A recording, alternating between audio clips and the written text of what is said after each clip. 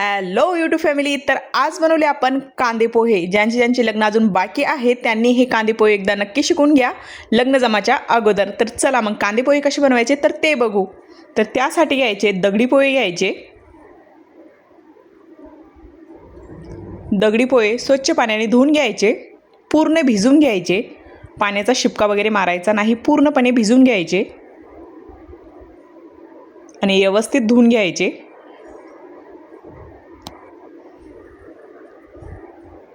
धुतल्यानंतर पाणी गाळून घ्यायचं पूर्णपणे आणि असे ड्राय करून घ्यायचे.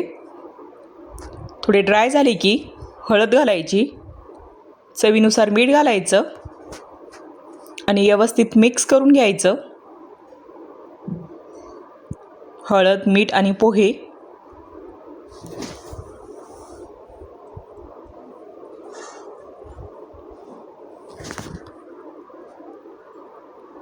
आणि व्यवस्थित आपण इथं पोहे मिक्स करून घेतले होते.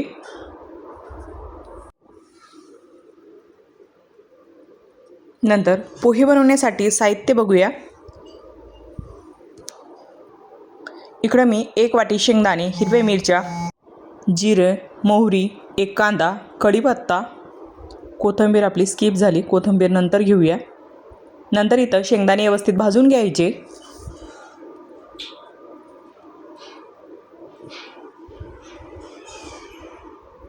भाजल्यानंतर एका प्लेटमध्ये काढून घ्यायचे. थंड झाले की मिक्सरला लावून घ्यायचे. तोपर्यंत आपण इकडं कांदा आणि हिरवी मिरची बारीक चिरून घ्यायची. कांदा आणि हिरवी मिरची बारीक चिरली की नंतर ठेवायची कढई तापायला. कढईत घालायचं तेल. तेल गरम झाली की हिरवी मिरची टाकायची. हिरवी मिरची फ्राय झाली की मोहरी घालायची. मोहरी झाली की जिरं घालायचं. नंतर घालायचा कांदा आणि व्यवस्थित आता हे फ्राय करून घ्यायचं.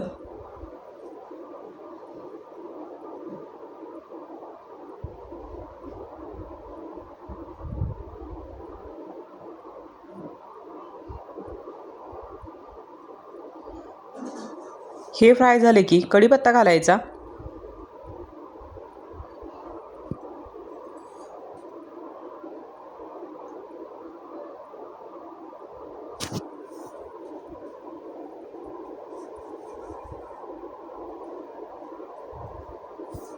आणि कढीपत्ता तडतड करायला लागला की पोहे घालायचे भिजलेले.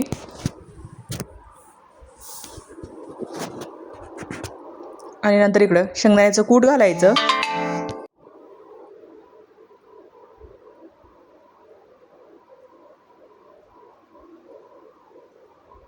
आणि व्यवस्थित आता मिक्स करून घ्यायचं. थोडी बारीक चिरलेली कोथिंबीर घालायची.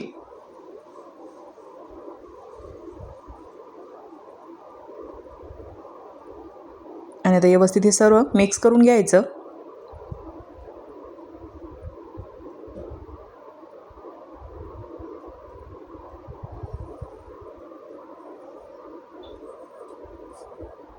आता व्यवस्थित मिक्स झाले की त्यावर झाकण ठेवून द्यायचं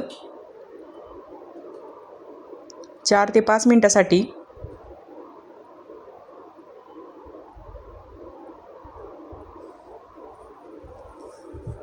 नंतर इथं झाकण काढून घ्यायचं आणि तयार झाले आपले कांदे पोहे. लग्न जमायच्या अगोदर एकदा नक्कीच कांदे पोहे शिकून घ्या. आणि नंतर एका प्लेटमध्ये काढून घेतले. आणि तुम्हाला हे कांदे पोहे कसे वाटले कमेंटमध्ये मला नक्कीच सांगा. अजिबात आपले पोहे इथं चिटकले नाही.